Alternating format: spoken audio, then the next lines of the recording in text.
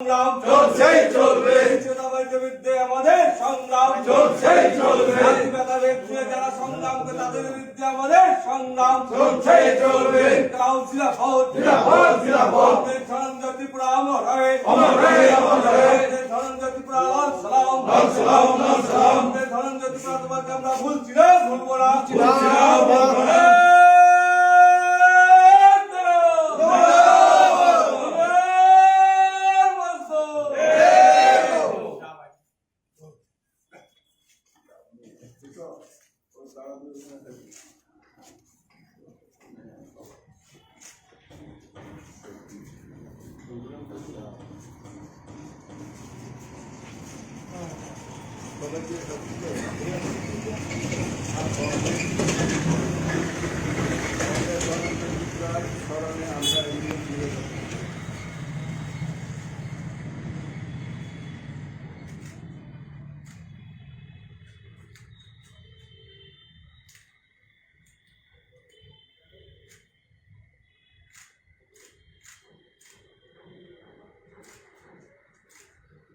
কংগ্রেস জনগোষ্ঠীকে খবর বাসা সহ রাজ্যপাল দাবি নিয়ে আন্দোলন করতে গিয়ে তখনকার দিনে কংগ্রেসের পুলিশের গুলিতে কংগ্রেস ধনঞ্জয় ত্রিপুরা নিহত হন। তখন থেকেই আমরা কংগ্রেস ধনঞ্জয় ত্রিপুরার স্মরণে প্রত্যেক বছর শহীদান দিবস পালন করি। আজ সেই শহীদান দিবস আমরা পালন করতে যাচ্ছি সিপিআইএম রাজ্য দপ্তরে। প্রথমেই কংগ্রেস ধনঞ্জয় ত্রিপুরার দুটি মাল্যদান করবেন সিপিআইএম রাজ্য সম্পাদক কংগ্রেস জিতেন চৌধুরী।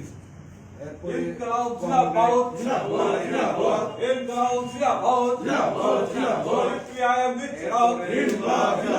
কংগ্রেস ধনঞ্জয় ত্রিপুরা অমর রহে অমর রহে, কংগ্রেস ধনঞ্জয় ত্রিপুরা লাল সালাম লাল সালাম লাল সালাম, কংগ্রেস ধনঞ্জয় ত্রিপুরা তোমার জানায় লাল সালাম লাল সালাম লাল সালাম, কংগ্রেস ধনঞ্জয় ত্রিপুরা তোমাকে আমরা ভুলছি না ভুলবো না ভুলছি না ভুলবো না। সংবিধান দিবস থেকে আওয়াজ তরুণ ত্রিপুরা গণতন্ত্র পুনরুদ্ধারের সাথে আমাদের সংগ্রাম চলছেই চলবে, গণতন্ত্রের সাথে আমাদের সংগ্রাম চলছেই চলবে। জিন্দাবাদ জিন্দাবাদ জিন্দাবাদ, শান্ত ত্রিপুরাকে অশান্ত হতে দিচ্ছি না দেবেন না দিচ্ছি না দেবেন না, শান্ত ত্রিপুরাকে অশান্ত।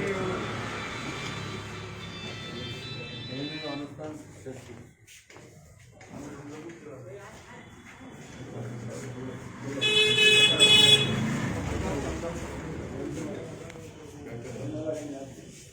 খুলুমখা নমস্কার। আজকে ৩রা মার্চ, আজ থেকে ৪৭ বছর আগে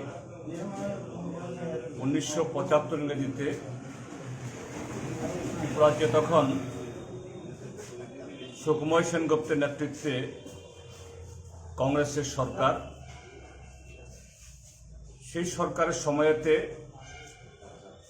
কংগ্রেস দলের তাদের যে বুর্জোয়া শাসন, সেই শাসনের ত্রিপুরাজ্যের যারা গরিব মানুষ, বিশেষ করে এ রাজ্যের ট্রাইবালরা, তারা অর্থনৈতিকভাবে, রাজনৈতিকভাবে, সাংস্কৃতিক সব দিক থেকেই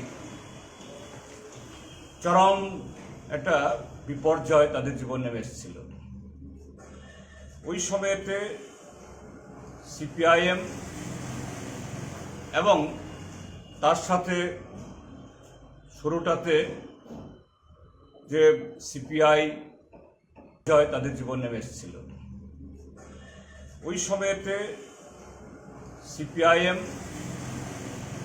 এবং তার সাথে শুরুটাতে যে সিপিআই এবং তখন ত্রিপুরা উপজাতি যুব সমিতি ছিল, তারাও একসাথে মিলে যে ত্রিপুরার যে একদিক থেকে মানুষের গণতান্ত্রিক অধিকার আদায়ের জন্য, আরেক দিক থেকে ত্রিপুরার যে ট্রাইবেলদের যে দুরাবস্থা, কংগ্রেসের 30 বছরের লাগাতার শাসনে সেখান থেকে মুক্তিদানের জন্য যাতে সংবিধানের যে 6ষ্ঠ তফসিল মোতাবেক এখানে স্বশাসিত জেলা পরিষদ গঠন করা হয়। ট্রাইবেলদের শত শত কানি জমি দাদনদার মহাজনদের হাতে বেআইনিও চলে গিয়েছিল, এগুলো যাতে ফেরত দেওয়া হয়। তারপর এই রাজ্যের সংখ্যাগরিষ্ঠ ট্রাইবেল অংশের মানুষ যাদের মাতৃভাষা ককবরক, এই ককবরককে রাজ্যের সরকারি ভাষায় স্বীকৃতি দেওয়া হয় এবং সুকুমার সেনগুপ্তের সরকার একটা অর্ডিন্যান্স জারি করেছিল। সে অর্ডিন্যান্সে বেআইনিভাবে ট্রাইবেল রিজার্ভ ব্যাঙ্কে বা ট্রাইবেলদের জমি যারা বেদখল করেছিল এটাকে আইনীকরণের জন্য এই অধ্যাদেশ জারি করেছিল, এটা বাতিল করা হয়। ট্রাইবেল নন ট্রাইবেল পাহাড়ের সমতলে সর্বত্র, শুধু ট্রাইবেলরা না, সমস্ত অংশে গণতান্ত্রিক মানুষ তারা ঝাঁপিয়ে পড়ে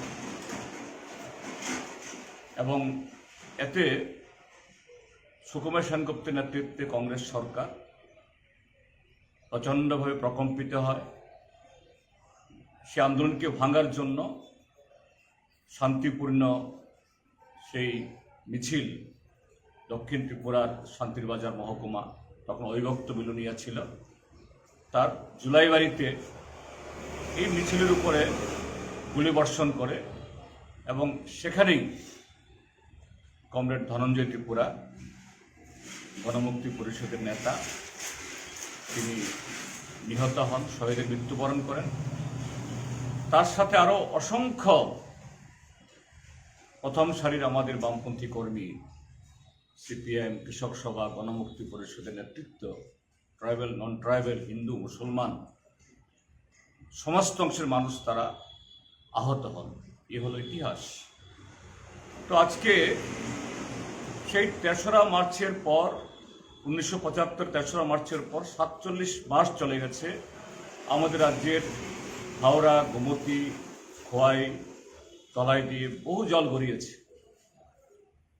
নতুন ইতিহাস তৈরি হয়েছে। সেই ইতিহাস এই ধনঞ্জয় ত্রিপুরা এবং আরও অনেকে পরবর্তী সময়েতে বা তার আগে শহীদ হয়েছেন, তাদের লড়াইয়ের বিনিময়ে 6ষ্ঠ তফসিল মোতাবেক স্বশাসিত জেলা পরিষদ মাথা তুলে দাঁড়িয়েছে।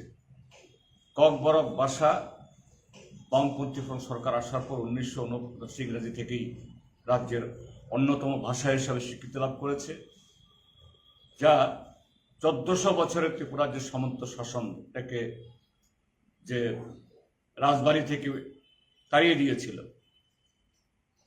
গড়িয়া, মামিতা, হজাগিরি, লেবাঙ্গমানি আজ বিশ্বজুড়ে দাপিয়ে বেড়াচ্ছে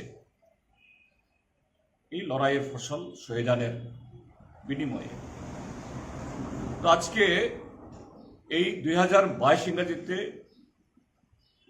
কমরেড ধনঞ্জয় ত্রিপুরাকে এই স্মরণ, এটা অত্যন্ত তাৎপর্যের কারণে আমরা দেখছি আমাদের রাজ্যে আমাদের ত্রিপুরীদের বা ত্রিপুরাসাদের বা ট্রাইবেলদের তাদের কল্যাণের নামে কিছু কিছু মুখ, নতুন কিছু সংগঠন তৈরি হয়েছে।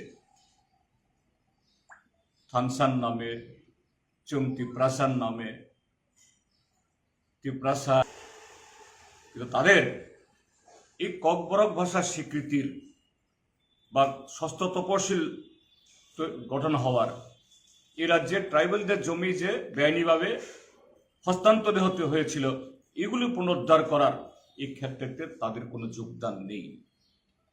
বরঞ্চ বামপন্থী সরকার তৈরি হবার পর যখন ককবরক ভাষায় স্কুল হয়েছে, পাহাড়ে স্কুল গেছে, রাস্তা গেছে, জল গেছে, বিদ্যুৎ গেছে, কলেজ, ITI স্থাপিত হয়েছে, নতুন করে ব্লক প্রশাসন জনগণের দুয়ারে গেছে, কিভাবে এটাকে রুখে দেওয়া যায়?